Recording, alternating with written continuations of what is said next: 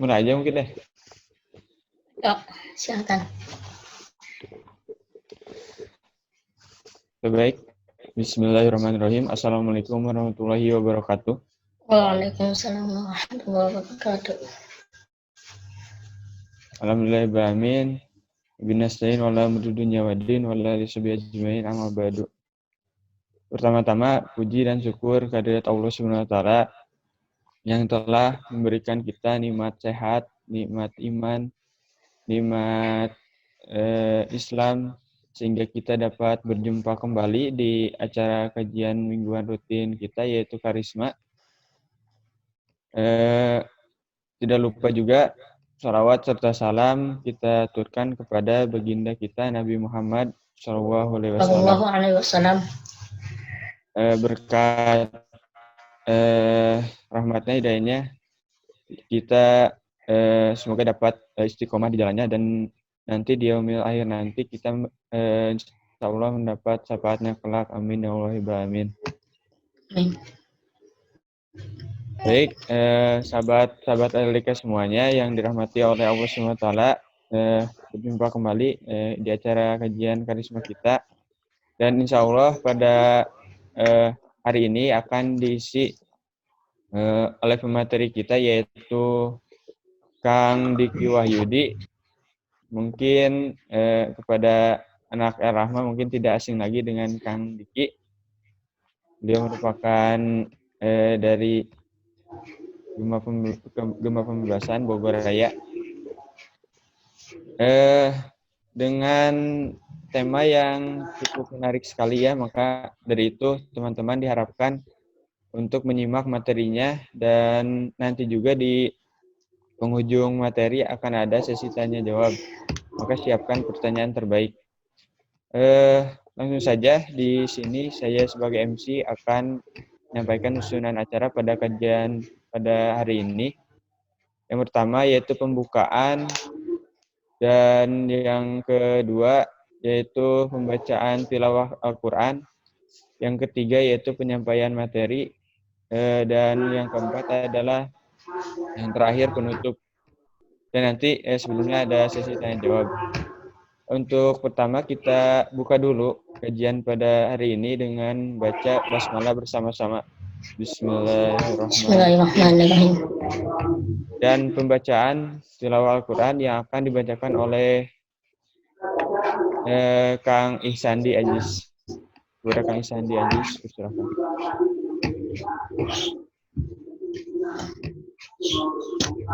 Assalamualaikum warahmatullahi wabarakatuh. Waalaikumsalam warahmatullahi wabarakatuh.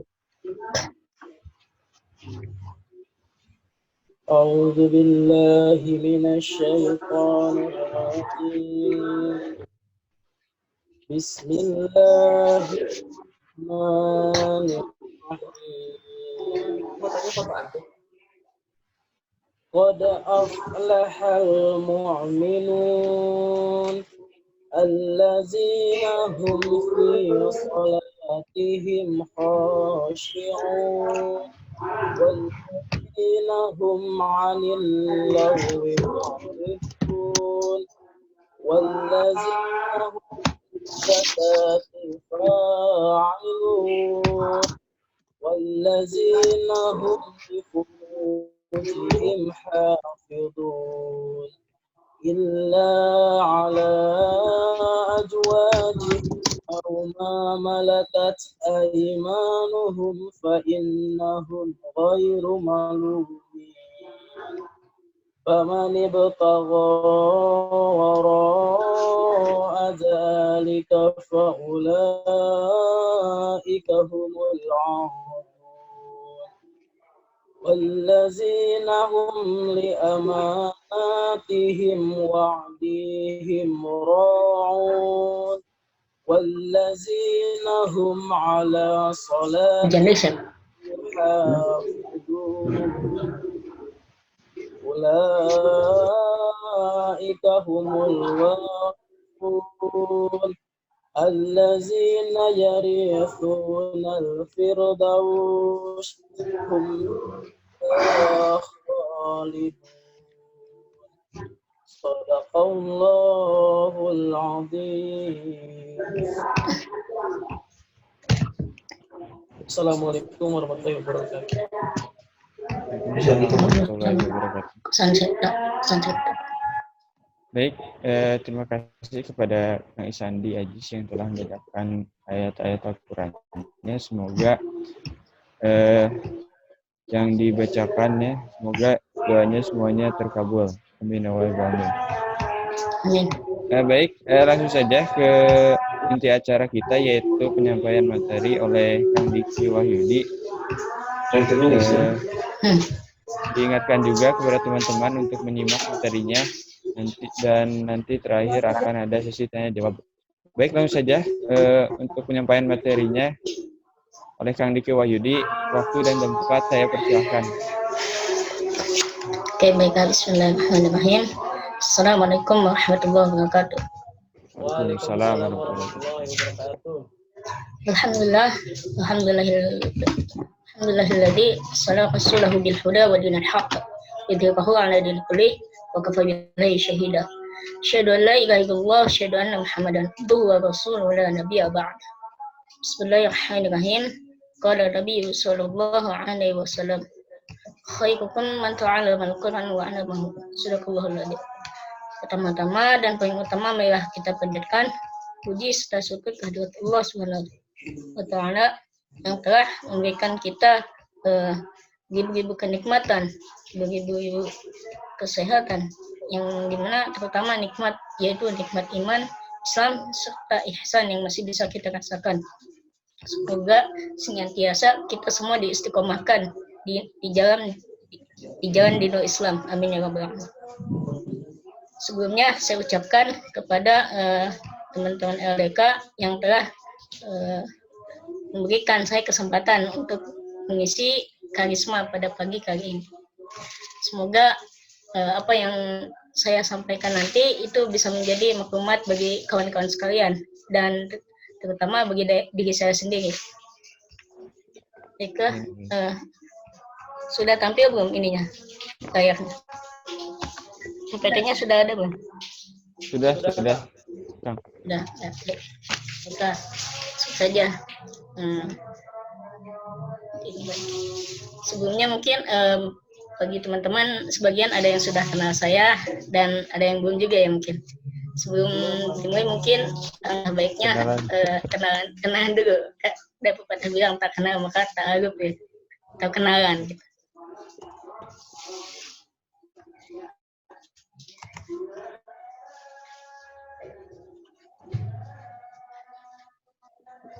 Kita perkenalkan, nama saya Muhammad Diki Wahyudi.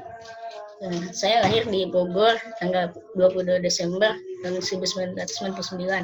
Alamat saya di Ciampelir, RT 02 RW 06, Desa Tegawaru, Kecamatan Ciampea, Kabupaten Bogor, daerah Kabupaten. Lihat pendidikan saya sekolah di SD Tegawaru 03 ya, ini bukan 02 lupa. SMP Negeri 1 Ciampea, SMA-nya SMA Negeri 1 Ciampea juga, dan insyaallah kuliah di Istiqomah. Alhamdulillah sebelumnya saya telah aktif di komunitas remaja Islam Tangguh, terus Dayatul Islam atau Kadim, dan di Gema Pembebasan Bogor. Alhamdulillah saya ikut. Yang terakhir ini di visual literasi media, ini bagian istilahnya opini atau berita ya. Saya bagian desainnya insyaallah.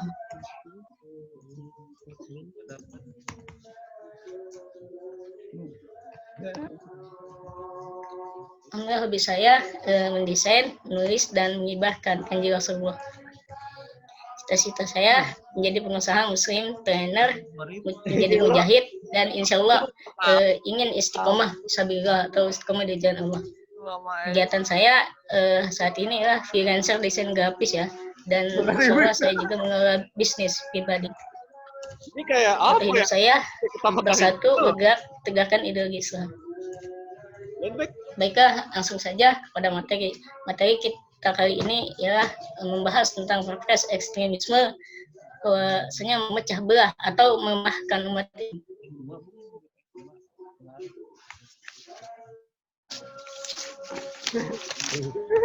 Uyuhan nih nak, gambar nak.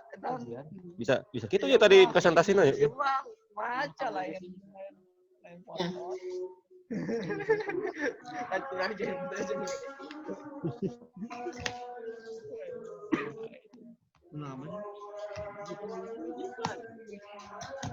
Kita langsung saja ke Presiden RI Joko Widodo sebelumnya telah menerbitkan peraturan Perpres atau Peraturan Presiden yang nomor 7 tahun 2021 tentang RAN atau rencana aksi penanggulangan pencegahan dan penanggulangan ekstremisme berbasis kekerasan tentang terorisme ini kan ekstremisme itu. Nah, tahun 2021. Peraturan Perpres tentang pencegahan ini disebut gitu oleh pengamat terorisme dan koalisi masyarakat sipil takutnya gitu disalahgunakan oleh kelompok tertentu yang memang tidak jelas gitu batasan ekstremisme di Indonesia ini seperti apa gitu. Masalahnya dalam Perpres tersebut masyarakat dipersilahkan untuk melapor ke polisi jika mencurigai adanya individu atau kelompok yang dicurigai sebagai ekstrem. Artinya apa? Di sini mengkhawatirkan gitu bagi kita semua, terutama aktivis Islam gitu atau mendakwah gitu.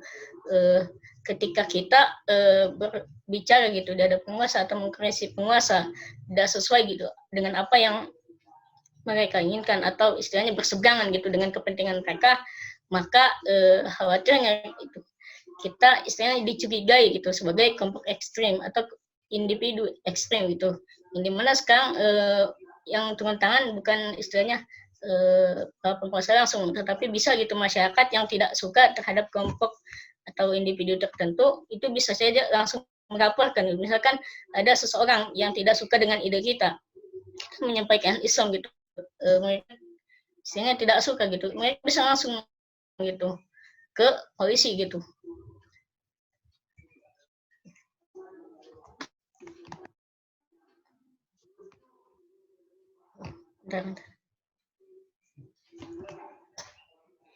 Menurut pengamat terorisme dan koalisi masyarakat sipil, Perpres ini rawan disalahpahami oleh kelompok tertentu sebab tidak jelasnya definisi dan batasan ekstremisme di Indonesia. Sebab dalam Perpres tersebut masyarakat ini dipersilahkan gitu ya, tentunya untuk melapor ke polisi gitu jika mencurigai adanya aktivitas individu atau kelompok yang diduga sebagai kelompok ekstrem itu. Tetapi Badan Nasional Penanggulangan Terorisme menapik tudingan itu dan menyebut pelibatan masyarakat untuk mengapa dilakukan sebagai bentuk deteksi dini agar kelompok-kelompok intoleran tidak membesar.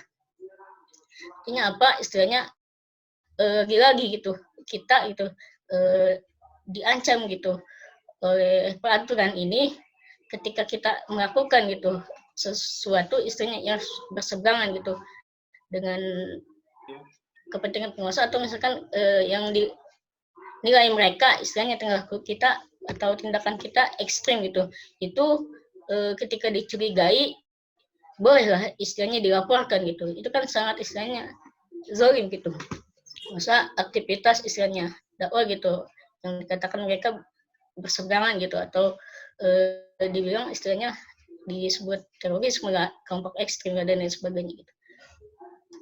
Nah, juga bicara BNPT, Edi Hartono mengatakan Perpres ini tentang pencegahan dan penanggulangan ekstremisme ditujukan untuk melindungi masyarakat dari ancaman ekstremisme yang mengarah pada aksi terorisme. Lagi-lagi istilahnya dikaitkan dengan terorisme.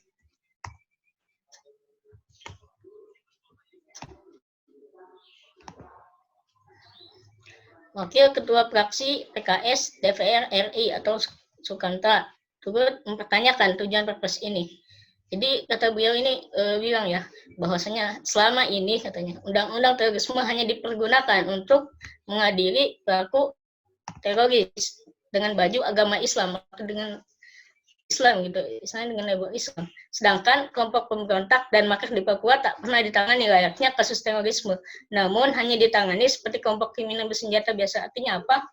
Lagi-lagi undang-undang yang diterbitkan ini ditujukan kepada umat Islam, kepada istilahnya agama Islam gitu. Padahal Islam itu tidak pernah gitu yang namanya melakukan pemberontakan, tidak pernah istilahnya sama sekali gitu berseberangan dengan penguasa gitu atau kepentingan penguasa. Malah mungkin istilahnya itu dari pandangan mereka saja.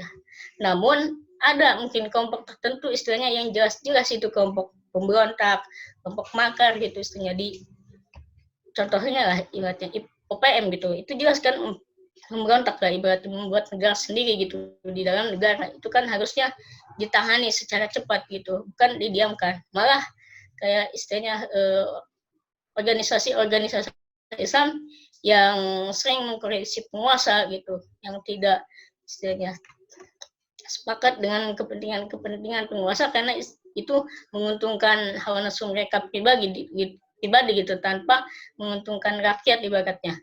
Mereka tangani gitu, malah kelompok-kelompok Islam gitu yang mereka tangani, bukan kelompok kriminal bersenjata, bukan pemberontak-pemberontak yang jelas mungkin itu memecah belah gitu. Bukan malah lagi-lagi Islam yang disudutkan sebagai teroris lah, sebagai kelompok yang ibaratnya mengancam NKRI lah, atau apa ibaratnya yang mengancam kepentingan mereka gitu tujuannya mungkin. Ya, di mana masyarakat bisa melakukan deteksi dini secara mandiri terhadap lingkungan sekitarnya jika mencurigai adanya individu atau kelompok yang termasuk dalam ciri ekstremisme. Nah, apa sih yang dimaksud ekstremisme oleh pemerintah? Nah, pemerintah mencontohkan ciri ekstremisme itu ibaratnya dengan seperti sikap yang tidak berbaur dalam kegiatan di masyarakat gitu, yang tertutup hingga tidak sepakat pada nilai. Artinya apa? Pemerintah mengibaratkan ciri ekstremisme sikap atau tindakan lah ibaratnya yang tidak istilahnya tidak berbaur dengan kegiatan masyarakat. Misalnya ada sekelompok tertentu yang jarang istilahnya jarang muncul ibaratnya tidak pernah berbaur dengan masyarakat, itu dibilang ekstremisme atau yang istilahnya paling beda lah. Contohnya misalkan ketika di suatu pengajian lah ibaratnya, ada orang mungkin yang celananya sendiri beda lah, ibaratnya memakai celana cingkrang, yang lain memakai sarung atau memakai celana yang menjuntai ke bawah ibaratnya. Itu ada satu orang gitu yang memakai celana cingkrang, itu dibilang ekstrim gitu. Atau ketika di luar di lingkungan masyarakat ada orang punya sebagian orang membuka auratnya, atau ada yang sebagian memakai hijab atau apa memakai jilbab gitu ya ibaratnya, tapi tidak sempurna mungkin. Nah, ada mungkin satu orang yang di situ memakai istilahnya pakaian secara tertutup gitu, atau ibaratnya memakai cadar gitu, memakai jilbab, pakaian rapi lah ibaratnya. Dibilang itulah ekstrim gitu, itu memakai pakaian ekstrim itu orang itu ekstrim gitu. Nah, ibaratnya itu yang dibilang asing lah, yang ibaratnya berbeda dari yang lain, itu dibilang ekstrim gitu. Terus ada mungkin ibaratnya kelompok-kelompok dakwah gitu, yang dikatakan oleh penguasa itu anti Pancasila lah, ibaratnya tidak sepakat dengan nilai Pancasila, dengan nilai-nilai Pancasila, itu dikatakan ekstrim. Itu kan istilahnya sungguh tidak sesuai gitu. Selanjutnya sini dikatakan ketika di suatu RT dia eksklusif sendiri atau tidak bergaul, itu kan banyak sekali. Makanya sifat kegotong royongan atau guyup antar tetangga perlu digalakkan. Ini kata apa Edi Hartono ya, dikutip dari BBC News Indonesia pada Senin. Nah, artinya apa? Di sini dikatakan gitu, bahwasanya ketika ada di dalam masyarakat gitu, ada seseorang yang selalu istilahnya sendiri dan tidak pernah bergaul gitu kepada masyarakat, dibilang tidak istilahnya punya sifat kegotong royongan, atau istilahnya dibilang apa lah. Tapi pada dasarnya gitu, bahwasanya agama Islam atau kita ya Islam mengajarkan terkait sikap harus terjun ke masyarakat lah, ibaratnya harus memiliki sifat gotong royong lah, ibaratnya memiliki sifat kepedulian lah. Ibaratnya masa sih dibilang orang Islam itu ekstrem gitu, atau tidak istilahnya tidak baur gitu. Padahal pada faktanya banyak kan orang Islam yang turun ke masyarakat gitu, ikut berbaur dengan masyarakat, membantu masyarakat, bahkan mungkin kelompok-kelompok ormas tertentu ada yang ibaratnya kegiatannya, aktivitasnya sosial gitu, dalam membantu masyarakat. Nah, ketika bencana turun, kelompok ini langsung turun gitu. Nah, mungkin ada yang satu kita kenal ya, FPI lah dibilang. Ketika sebelum dibubarkan ya, ketika istilahnya ada bencana-bencana, mereka langsung turun gitu, tanpa istilahnya disuruh juga lah ibaratnya. Namun ketika sekarang lah sudah dibubarkan, lihat turun, ibaratnya masih tetap turun lah, karena kepedulian mereka sebagai umat Islam lah ibaratnya, bukan istilahnya sebagai kelompok tertentu lah. Yang namanya umat Islam itu harus memiliki sifat tadi peduli gitu terhadap masyarakat kita, atau peduli terhadap umat lah. Nah, di sini dikatakan kan ada beberapa ormas yang frontal kayak gitu. Itu mungkin ibaratnya yang tadi saya katakan ya, beberapa kelompok tadi. Nah, dalam prakteknya nanti masyarakat bisa melapor ke polisi jika mencurigai adanya individu atau kelompok dengan ciri-ciri tersebut. Dengan begitu, pemerintah bisa meredam kekuatan mereka sehingga tidak membesar. Karena itulah ia meminta seluruh lapisan masyarakat agar tidak takut-takut lagi melapor ke aparat keamanan. Nah, katanya jadi berani kalau ada kejadian. Jadi berani lapor kalau ada kejadian, jangan takut. Diharapkan seluruh masyarakat partisipasi agar tidak mengubah. Artinya apa? Ibaratnya mungkin teman-teman sekalian lah ibaratnya, ada yang dilaporkan gitu, ada yang dicurigai karena ibaratnya disudutkan oleh individu lain ya, yang dibilang katanya ekstrim atau apa. Itu jangan takut ya, kalau misalkan nggak salah gitu, ngapain takut sih? Mungkin sebelumnya kita juga udah lihat lah, ada satu tokoh ulama gitu, itu yang digerebek gitu oleh satu organisasi atau satu kelompoknya, yang mungkin tidak suka terhadap individu tadi atau terhadap ulama tadi yang di Jawa Timur itu ya, yang digerebek sama, kita bilang ya istilahnya, sama Banser gitu. Katanya kan itu dari HTI itu atau apa ya, padahal kan HTI udah dibubarkan lah ibaratnya. Itu digerebek gitu. Nah, ketika itu istilahnya nggak sopan gitu ya, ibaratnya dibentak-bentak atau apa ditanya-tanya. Nah, namun si ulama tadi ibaratnya biasa saja gitu ibaratnya, karena kan istilahnya tidak merasa bersalah atau apalah ibaratnya.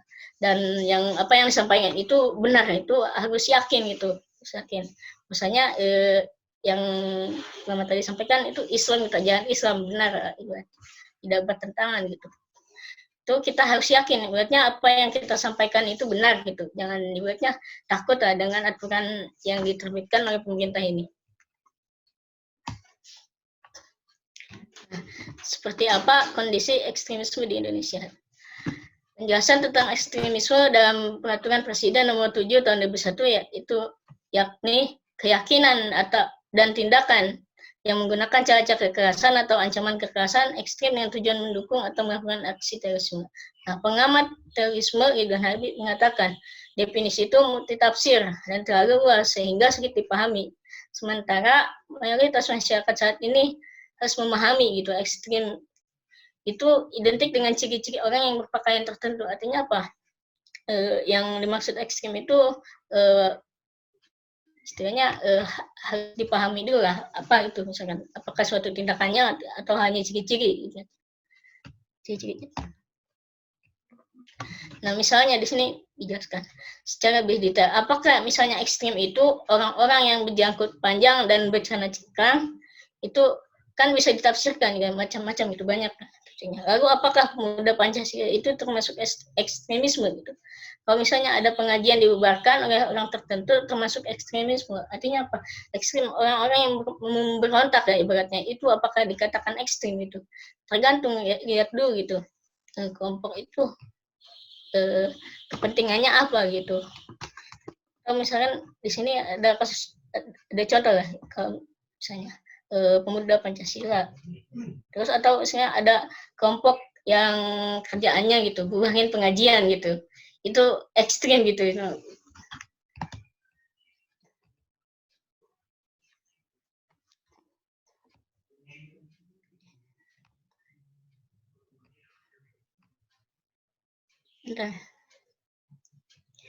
Nah, baginya mendefinisikan ekstremisme harus rinci dan detail sehingga tidak ditafsirkan macam-macam oleh oposisi atau pihak yang selama ini kritis terhadap pemerintah. Sebab sudah pasti penjelasan yang prematur seperti itu akan memicu tudingan bahwasanya perpres tersebut menjadi sarana untuk mengkriminalkan kelompok yang berseberangan dengan pemerintah. Artinya di sini sudah jelas gitu. Lagi-lagi perpres yang diturunkan ini ditujukan kepada sekelompok umat Islam ibaratnya ya, yang berseberangan dengan pemerintah, bahkan bukan dengan pemerintah, dengan kepentingan pemerintah mungkin ibaratnya, takut ibaratnya. Makanya ketika pemerintah mengeluarkan sesuatu istilahnya atau peraturan-peraturan yang tidak sesuai dengan masyarakat gitu, atau yang dimana peraturan itu hanya untuk kepentingan mereka semata, kan ada beberapa kelompok ibaratnya yang tidak setuju, langsung ibaratnya respon lah. Baik itu misalkan melakukan aksi tertentu ibaratnya. Itu pemerintah langsung melihat gitu, kelompok mana aja sih ibaratnya yang kontra dengan pemerintah, itu langsung dibidik lah. Contoh mungkin yang sudah-sudah seperti HTI, ibaratnya dibubarkan ya kan. Itu berawal dari tolak pemimpin kafir ibaratnya yang lantang menyuarakan itu sampai terjadinya 212 itu mungkin. Selanjutnya mungkin ada EPI gitu ibaratnya yang dikatakan pemerintah itu berseberangan dengan kepentingan pemerintah. Makanya ibaratnya dua kelompok tadi itu yang lantang menyuarakan kebenaran ibaratnya, yang terus mengkoreksi penguasa gitu ketika penguasa itu zalim, itu langsung dibidik ya, ibaratnya kata pemerintah itu berseberangan dengan pemerintah. Nah, makanya di sini dijelaskan karena itu menurutnya pembentukan perpres ini terlalu terburu-buru sebab tidak melibatkan banyak pihak seperti kelompok masyarakat sipil, Muhammadiyah maupun Nahdlatul Ulama. Padahal dalam pencegahan atau penanggulangan ekstremisme tak lepas dari peran mereka. Dalam pemahaman sederhana, Ridwan menggambarkan ekstremisme sebagai tindakan yang saling menuduh dan saling serang hanya karena berbeda pandangan baik itu agama maupun keyakinan dalam banyak hal. Sikap seperti itu katanya dalam jangka panjang berdampak pada proses demokrasi di Indonesia dan kondisinya sangat urgent. Artinya apa? Di sini dijelaskan perpres ini sebenarnya diterbitkan gitu. Karena apa sih? Apakah karena kepentingan gitu? Atau memang karena ibaratnya pemerintah gitu?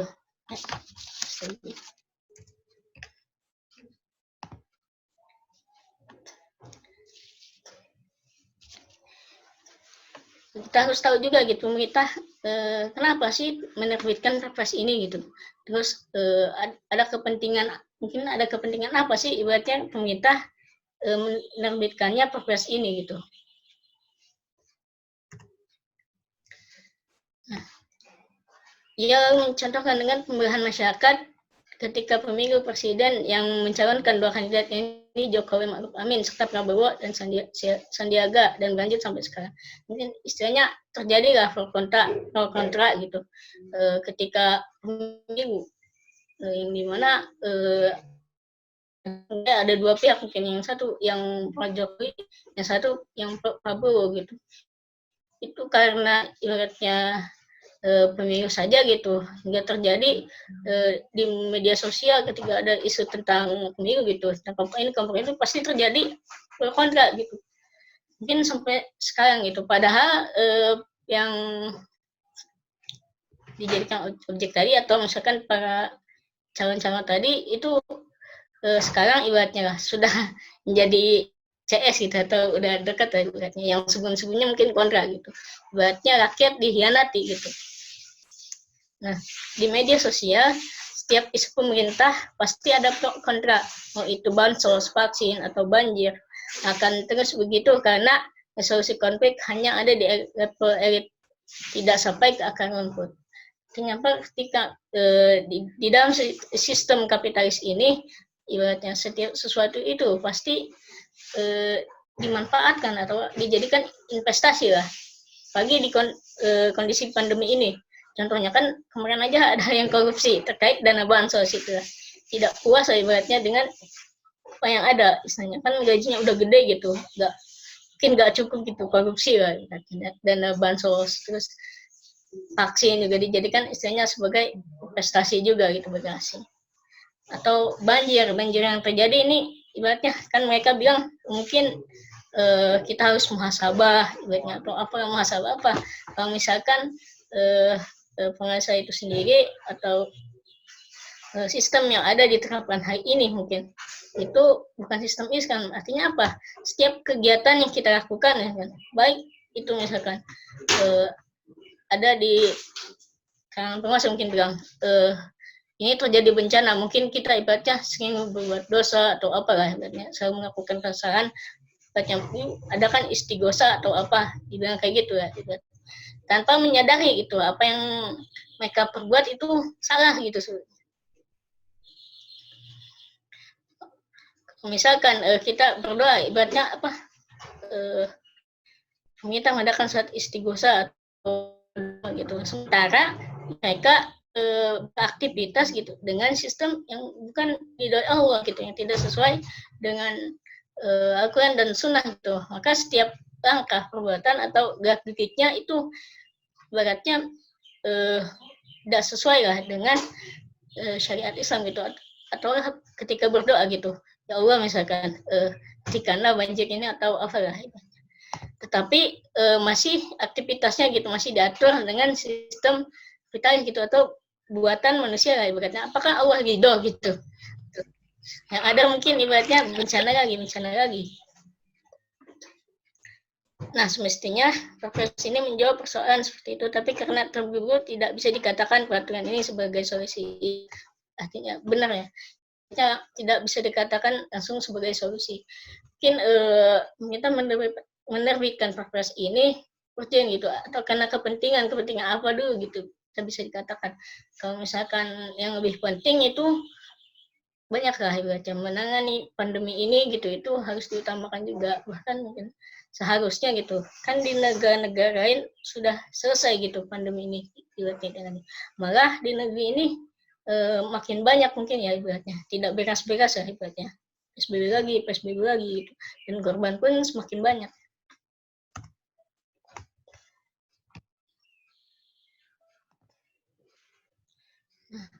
Terus ini bisa memicu konflik horizontal. Nah, peneliti di LSM Komisi untuk Orang Hilang dan Korban Tindak Kekerasan atau Kontras mengatakan bahwasanya Perpres atau Peraturan Presiden Nomor 7 Tahun 2021 ini rentan disalahgunakan untuk pihak tertentu untuk mengkriminalkan kelompok lain. Artinya apa?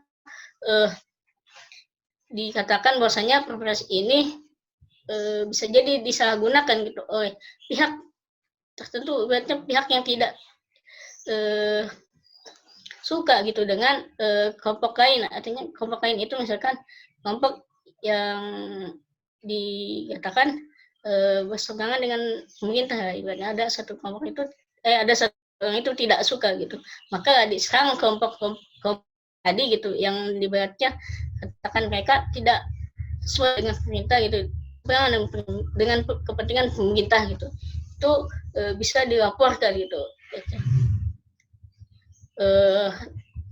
Takutnya gitu ya, Perpres ini dijadikan dalih gitu oleh individu atau kelompok-kelompok mungkinnya yang ada di bawah ketiak penguasa yang tidak sesuai yang tidak suka. Contohnya mungkin seperti ini nih, ada yang ada di foto ya.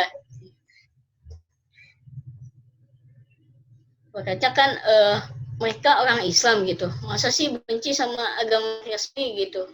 Makanya kan ada ibaratnya keterangan bahwasanya Islam akan hancur oleh orang Islam itu sendiri gitu. Mungkin orang Islam yang tidak pernah mempelajari Islam, atau orang Islam yang menjual dirinya gitu untuk kepentingan, ibaratnya untuk dunianya gitu. Banyak kaum munafik gitu yang rasanya pemahaman ekstremisme masing-masing orang berbeda dan cenderung subjektif. Nah, sini dijelaskan, ini akan memudahkan orang untuk melakukan sesuatu yang masih indikasi. Artinya apa? Yang ibaratnya belum dikatakan sebelum-sebelumnya di berita sebelum-sebelumnya saya dapat ada berita ya, ibaratnya seorang gitu yang baru dikatakan tersangka gitu, terduga teroris itu ternyata kan ketika didapati sudah menjadi jenazah gitu, sudah apalah ibaratnya langsung gitu, padahal belum jelas gitu dia itu teroris atau bukan gitu. Dia itu benar-benar ibaratnya orang yang berseberangan dengan penguasa atau tidak gitu, atau orang itu ekstrim atau enggak gitu ibaratnya. Intinya gitu, lagi-lagi yang disudutkan atau yang dibidik penguasa itu umat Islam gitu, yang tidak ibaratnya sesuai dengan pemerintah gitu. Ini ya, menegaskan itu bahwasanya kita gitu, jangan takut lah ibaratnya dengan ancaman-ancaman penguasa ini atau dengan ancaman yang ibaratnya diberikan oleh pemerintah ini. Ibaratnya jangan takut lah kalau misalkan kita yakin dengan apa yang kita sampaikan lah itu. Tapi lebih dari itu sini dijelaskan, ia khawatir jika masyarakat bisa dengan leluasa melaporkan individu atau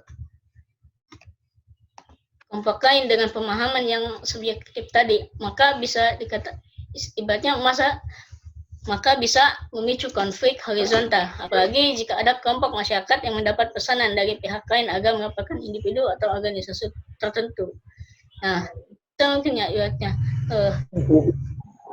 suatu ada kelompok masyarakat gitu mendapat pesan dari pihak lain agar individu dilaporkan atau organisasi tertentu dilaporkan. Misalnya contohnya mungkin kemarin Ustadz Ismail Yusanto gitu, itu dilaporkan gitu oleh satu individu lah ibaratnya yang tidak suka dengan Ustadz Ismail Yusanto itu sendiri gitu, atau dengan idenya gitu.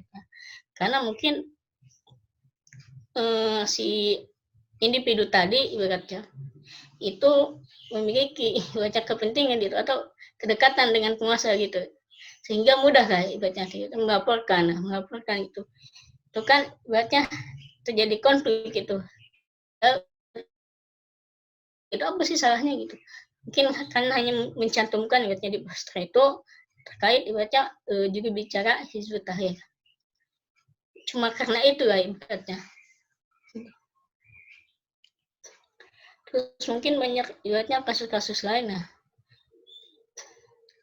Teman-teman bisa cari sendiri kan.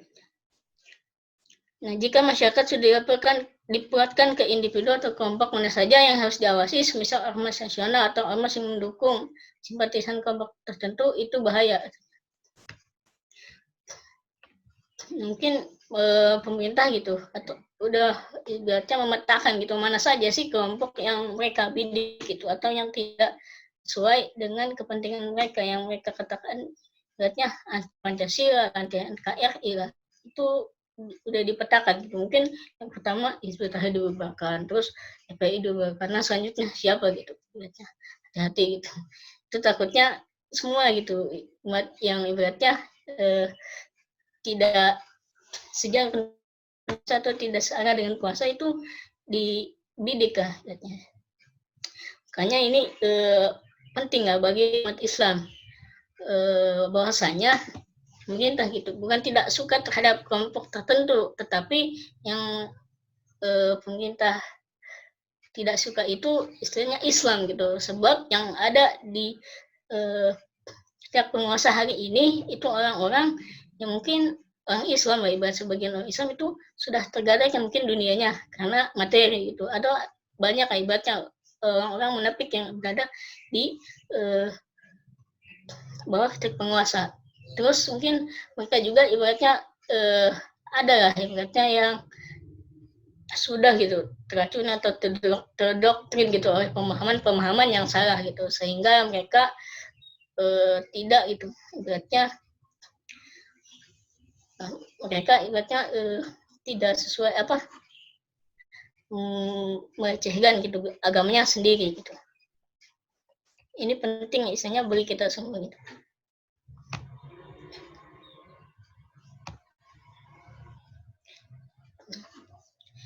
Ivan Lee menyebut individu maupun pihak yang kemungkinan besar disasar dari perpres ini adalah organisasi masyarakat yang konservatif, yang berbasis agama, yang rujuknya pada keputusan pemerintah yang membubarkan ormas FPI dan melarang segala kegiatan mereka baru-baru ini. Nah, mungkin kemarin FPI juga istilahnya dibubarkan gitu ya. Nah, mungkin penguasa itu sendiri gitu sudah melihat setelah HTI gitu, kelompok mana lagi sih yang berbahaya gitu, atau yang istilahnya selalu mengancam gitu kepentingan pemerintah gitu, atau kepentingan para penguasa, siapa sih gitu. Nah, kita melihat mungkin FPI lah yang jadi sasaran, FPI lah yang dibidik gitu selanjutnya. Nah, di sini dikatakan, jadi mungkin ada kelompok konservatif tertuduh sebagai kelompok ekstremisme. Bisa jadi untuk mengasihi anggota-anggota FPI yang persis artinya apa, setiap mungkin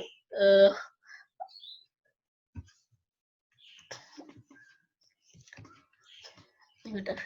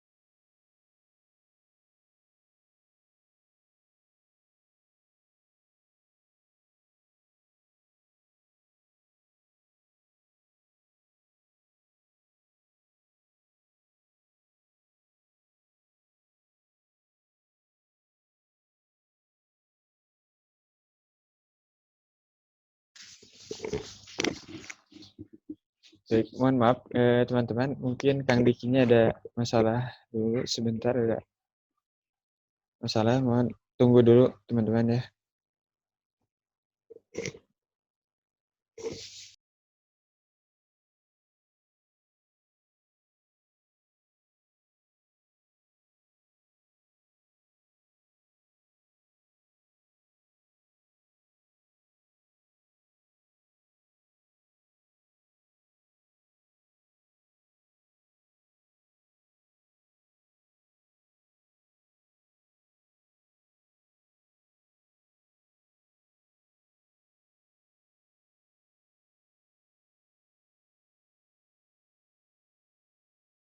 Musuh sejati kita ya penjajah yang ada itu di balik tabir para penguasa gitu, yang harus kita bongkar itu.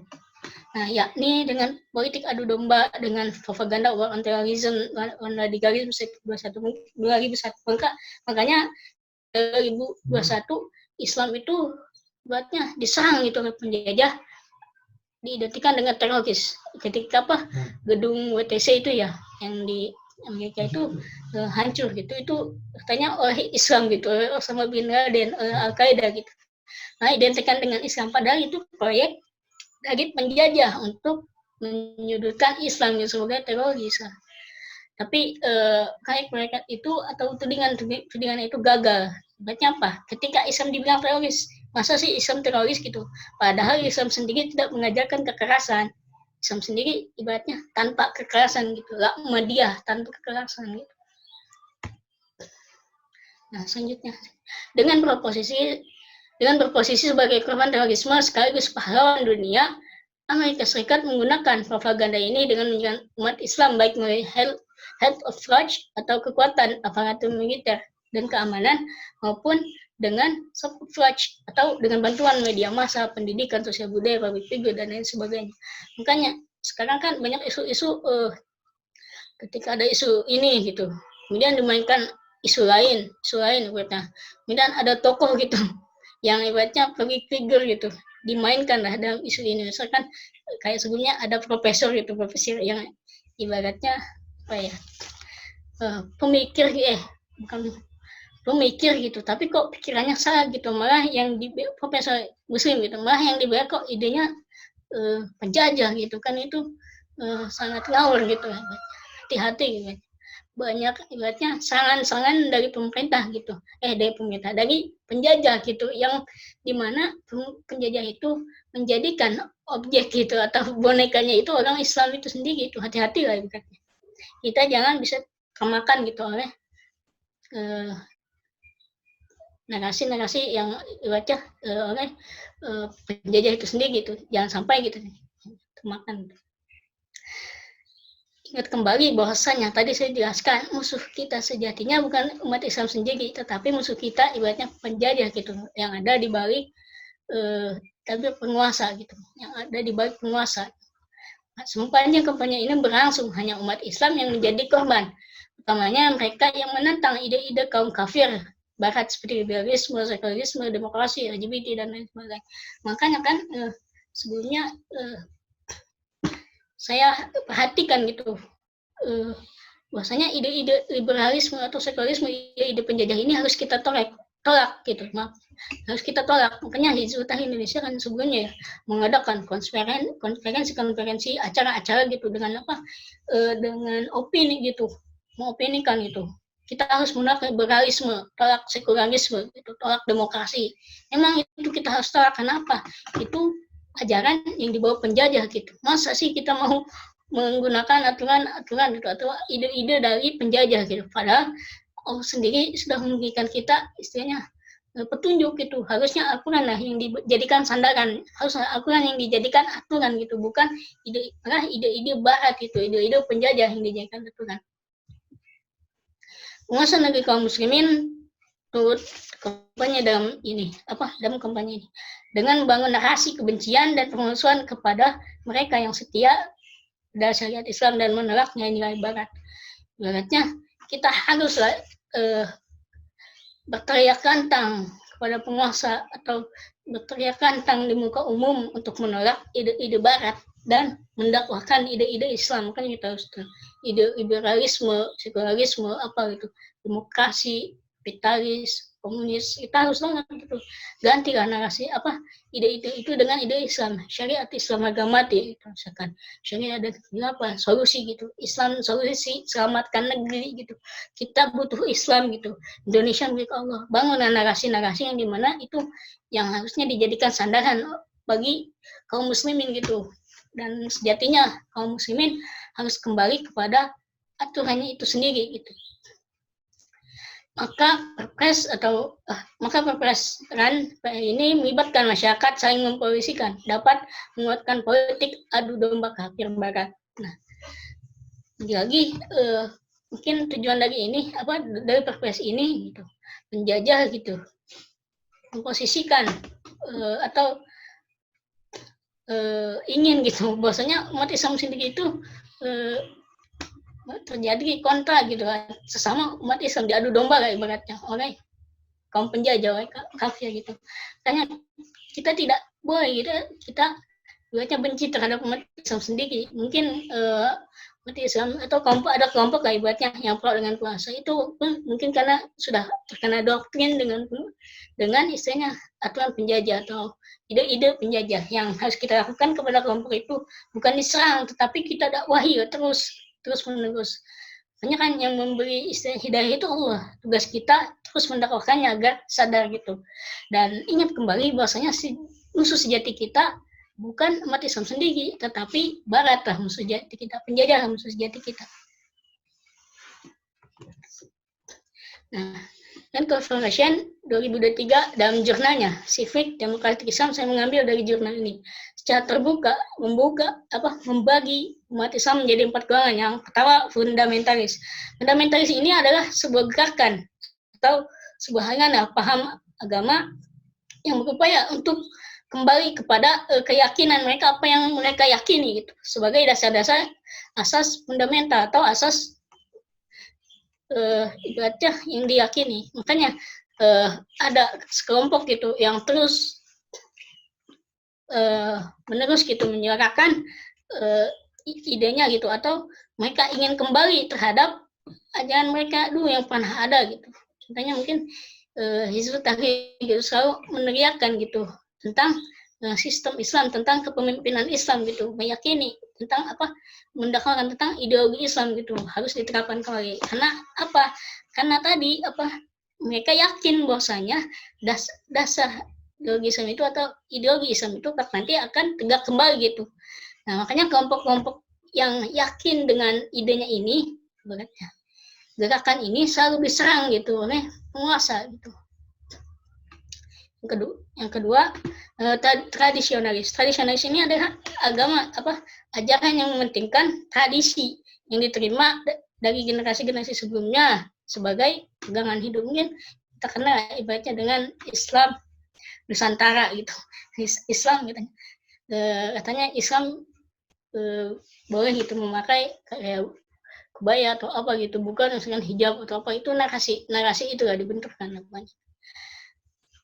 Yang ibaratnya lebih kepada tradisi kultural itu. Selanjutnya yang ketiga, sekularis. Mungkin kita sudah tahu ya definisi sekuler itu sendiri. Fasluddini An-Nuhayah, misalkan agama dari kehidupan. Banyak kelompok yang dia melakukan, dia beragama Islam gitu. Namun ketika melakukan aktivitas gitu, misalkan ketika melakukan politik tidak memakai syariat Islam. Syariat Islam ini hanya sebagai simbol gitu, misalkan. Atau politik ini tidak boleh diatur dengan agama gitu. Jangan bawa agama ke dalam politik, jangan bawa agama pada pendidikan. Nah, ini kelompok sekularis. Dan yang terakhir modernis. Modernis ini adalah biasanya diartikan cara berpikir dengan peradaban Barat gitu. Dengan upaya mengejar ketertinggalan, ibaratnya harus sesuai. Ibaratnya Islam harus disesuaikan dengan perkembangan zaman ternyata. Atau misalkan ibaratnya kita kenal ada yang namanya hermeneutika gitu. Itu kan ajaran Barat ya ibaratnya, yang menyesuaikan bahwasanya Islam itu harus relevan gitu, harus sesuai dengan zaman saat ini. Tergantung, tapi sebenarnya Islam itu sendiri memang ajarannya bisa diterapkan sekarang, tapi hati-hati juga ibaratnya dengan narasi-narasi yang dibangun oleh penjajah gitu, narasi yang dibangun oleh Barat gitu. Bisa jadi secara perlahan membangun ingin menghancurkan itu atau memecah belah umat Islam sendiri. Nah, dengan pengelompokan inilah kafir Barat menjadikan sebagai referensi politik belah bambu untuk membenturkan umat Islam dengan sesamanya. Barat mendukung golongan modernis, sekularis, dan fundamentalis untuk menyerang golongan fundamentalis tadi yang meyakini ide mereka, yang yakin bahwasanya ide yang mereka gagas itu akan kembali sebagaimana yang sebelumnya terjadi gitu. Dijadikan musuh bersama gitu, musuh bersama Barat gitu, itu Islam gitu. Hati-hati gitu. Karena golongan fundamentalis menurut mereka yang tidak menerima nilai-nilai Barat serta mengaku agenda kita.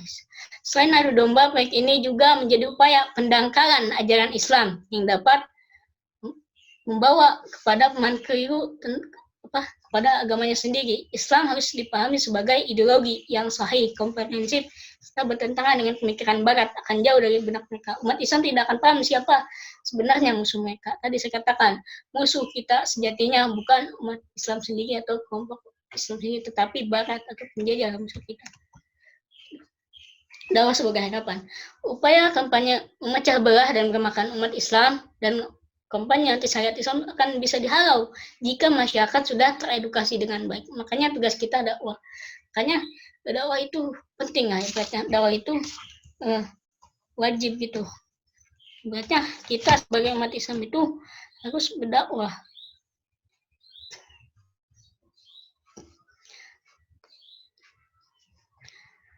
Disinilah urgensi dakwah sebagai sebuah harapan dan juga kewajiban. Makanya kita ditekankan untuk berdakwah gitu. Ud'u ila sabil rabbika bil hikmah. Nah, sampaikanlah atau dakwah ini dengan hikmah gitu, dengan baik, dengan hasan gitu. Bahkan istilahnya saking pentingnya dakwah dan wajibnya dakwah gitu. Ada satu riwayat mengatakan dari Abdullah bin Amr berkata Rasulullah bersabda gitu, sampaikanlah surat dariku walau hanya satu ayat gitu, balighani oleh ayat. Itu saking pentingnya dakwah. Satu ayat juga lah ibarat. Apa yang kita pahami satu ayat misalkan tentang ibaratnya doa makan gitu, kita cuma bisa doa makan. Ya udah, ketika kita makan berarti kita gunakan tuh doa itu. Atau misalkan tentang dakwah tadi, man ra'a minkum munkaran. Misalkan kita cuma bisa itu, ya udah kita sampaikan. Itu saking pentingnya dakwah. Kemudian ada di ayat lain di surat Al-Imran ayat 104. Wa takum minkum ummatun yad'una ila khair wa ya'muruna bil ma'ruf wa yanhauna 'anil munkar wa ulaika humul muflihun. Dan ada di antara kamu segolongan umat yang menyeru kepada kebaikan, menyeru kepada yang ma'ruf dan mencegah dari yang munkar, dan mereka lah orang-orang yang beruntung. Nah, kita mau nggak dikategorikan sebagai orang yang beruntung? Maka bergabunglah dengan kelompok-kelompok dakwah, terutama kelompok dakwah yang menyeru kepada masyarakat untuk mengajak bersama-sama taat gitu, untuk kembali kepada syariat Islam, untuk kembali kepada Islam kafah. Saking ibaratnya pentingnya dakwah gitu, ibaratnya saking wajibnya dakwah gitu. Makanya saya tekankan di sini motivasi sedikit ya. Kalau kita ibaratnya bisa berdakwah kepada orang gitu, dan orang itu ikut dengan kita, ibaratnya kita ajak ngaji lah, terus orang itu ikut ngaji, kemudian menerima ide kita, terus berjuang sama kita, itu pahalanya seperti kita ibaratnya mendapatkan unta merah. Nah, unta merah di sini harganya berapa? Luar biasa, lebih mahal mungkin dari mobil Mercedes gitu, atau mobil Gallardo dan lain sebagainya. Itu sangat ibaratnya mahal gitu. Allah membayar kita dengan unta merah gitu. Itu luar biasa. Menyeru kepada masyarakat untuk bersama-sama dalam taat memang bukan hal yang mudah, namun keyakinan bahwa Islam adalah fitrah menjadikan dakwah ini sebagai semakin bergairah. Tindakan rezim untuk menghalau Islam bukan berarti dapat begitu saja menghentikan dakwah. Penting untuk senantiasa menjadi penjelas kepada masyarakat agar memahami Islam secara kafah. Dengan demikian, Islam rahmatan lil alamin bukan hanya slogan tanpa makna, namun mewujud pasti dalam kehidupan individu, masyarakat, bukan negara. Kuntum khairu ummatin ukhrijat linnas ta'muruna bil ma'ruf wa tanhauna 'anil munkar wa tu'minuna billah. Nah, kamu atau kalian umat Islam adalah umat terbaik yang dilahirkan untuk manusia, untuk menyeru kepada yang ma'ruf dan mencegah dari yang munkar dan beriman kepada Allah. Ini kita sudah dikategorikan, sudah dibilang oleh Allah umat terbaik. Namun ibaratnya kita harus memanfaatkan gitu. Ketika kita dibilang umat terbaik gitu, umat terbaik itu di sini dijelaskan kan harus menyeru kepada yang ma'ruf dan mencegah dari yang munkar. Artinya apa? Kita harus berdakwah gitu dan beriman kepada Allah. Nah, Allah sudah tegaskan dalam Quran Al-Imran.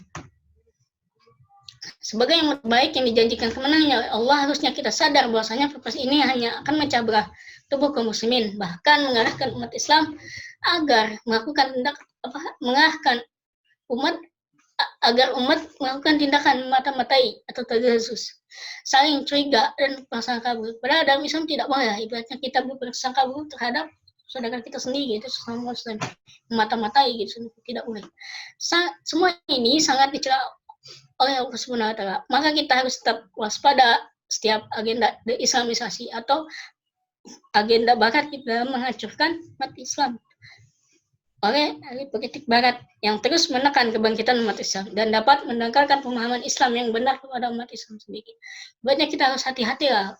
Banyak umat Islam yang diracun oleh barat gitu agar menghancurkan agamanya sendiri. Hati-hati gitu. Oleh karena itu, umat Islam kita bersatu melawan stigmatisasi negatif terhadap mereka.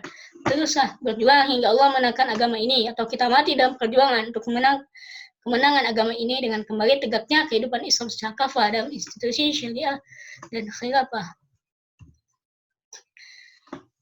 Nah, sekarang Allah tegaskan kembali itu di dalam Quran surat Muhammad. Pentingnya kita ini harus berjuang gitu, harus membela agama Allah. Ya ayyuhalladzina amanu in tansurullaha yansurkum yusabit aqdamakum. Hai orang-orang beriman atau orang mukmin, jika kamu menolong agama Allah, niscaya Dia atau Allah akan menolongmu dan menumbuhkan kedudukanmu. Makanya orang-orang yang berjuang di jalan Allah ini, insyaallah Allah akan buatnya menolong kita kembali gitu. Atau kita akan ditolong Allah dan kita akan diteguhkan kedudukannya oleh Allah Subhanahu wa taala. Hanya ayolah berdakwah, yang belum berdakwah ya berdakwah, sama-sama berdakwah. Kita belajar sambil berdakwah jadi jangan ibaratnya saya belum cukup ilmunya gitu, tapi yang tadi dijelaskan sampaikan walau hanya satu ayat, apa yang kita bisa minimal ibaratnya itu sampaikan dulu. Itu saking wajibnya berdakwah gitu, saking wajibnya berjuang gitu kata Allah nanti. Nah, konsekuensi pejuang, menjadi pejuang. Memang ibaratnya kita jadi pejuang ada konsekuensinya gitu. Yang pertama, berubah itu terasing. Gitu. Kita bisa jadi terasing di tengah masyarakat ketika kita menjadi pejuang Islam, gitu, menjadi pembela Islam. Ketika kita berdakwah gitu, terasa diasingkan. Nah. Makanya Rasul juga kan ketika berdakwah tidak langsung diterima, diasingkan juga gitu. Dikatakan gila lah, dilempari kotoran dan lain sebagainya. Maka kan, namun dengan keistiqomahan Rasulullah gitu dan keyakinan Rasulullah, dakwah itu tersebar gitu Islam sehingga tegak di Madinah dan mungkin sampai sekarang gitu ajaran-ajarannya itu. Dan tugas kita selanjutnya melanjutkan estafet perjuangan Rasulullah sampai Islam tegak kembali. Yang kedua, resikonya ya pasti dimusuhi orang-orang yang belum tahu gitu. Contohnya mungkin tadi saya katakan kita bisa jadi dimusuhi oleh antek-antek penguasa atau penguasa itu sendiri yang tidak ingin atau tidak yang isinya anti syariat Islam. Tidak sami'na wa ta'na gitu, taat pada Allah, taat dengan aturan Allah. Dan yang terakhir, hidup mulia atau mati syahid, itulah pilihan kita. Makanya kata Ustaz Ismail Santo ya di bulan tengah ibaratnya hidup gitu itu harus apa digunakan untuk berdakwah gitu. Yang berdakwah pasti akan mati gitu, yang tidak berdakwah juga akan mati gitu. Mana yang lebih mulia gitu, mati dalam dakwah atau mati nggak dakwah gitu ibaratnya. Ya jelas lah ibaratnya kita memilih hidup mulia apa mati di jalan dakwah gitu. Hanya Ustaz Daimti juga kan bilang dakwah gitu dan mati di jalan dakwah itu. Siap. Yang terakhir hidup mulia atau mati syahid itu insya Allah menjadi pilihan. Wallahu a'lam bishawab.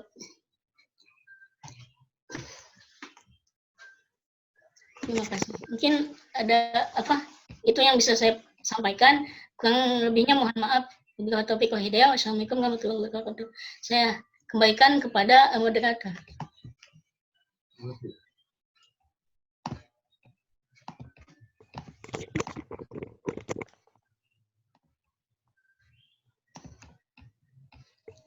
Baik.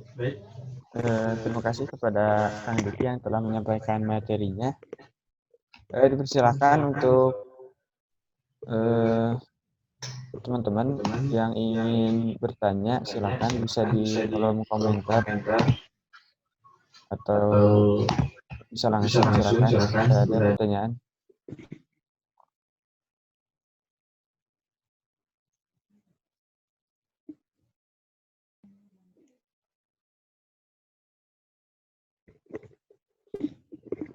Baik, apakah ada pertanyaan?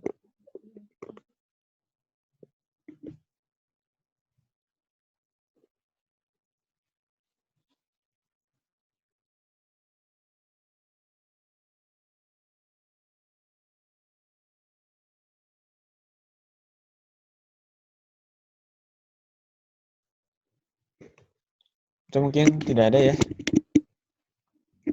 Karena tadi juga mohon maaf kepada teman-teman juga, kepada ini materi juga mungkin ada kesalahan sedikit. Baik, mungkin sekian saja pada Karisma pada hari ini. Terima kasih juga kepada pemateri Kang Diki yang telah menyempatkan waktunya juga untuk menyampaikan materinya pada Karisma pada hari ini, walaupun tadi ada kesalahan sedikit, kesalahan teknis. Dan terima kasih juga kepada teman-teman semua yang telah hadir pada acara Karisma ini. Semoga minggu depan kita bisa bertemu kembali. Amin. Mungkin tadi banyak ya, sekarang sudah sedikit tadi mungkin pada keluar. Mungkin sekian dari saya, kita tutup dulu pada kajian pada hari ini. Kita tutup dengan baca hamdalah bersama-sama. Alhamdulillahirrabbilalamin. Amin. Dan doa kifaratul majelis. Subhanakallahumma wa bihamdika asyhadu an la ilaha illa anta astaghfiruka wa atubu ilaik. Mungkin sekian dari saya, kurang lebihnya mohon maaf. Assalamualaikum warahmatullahi wabarakatuh. Waalaikumsalam warahmatullahi wabarakatuh. Syukron. Tangsel. Syukran kepada Kang Diki. Syukran. Syukur Kang Dik. Aduh sakit.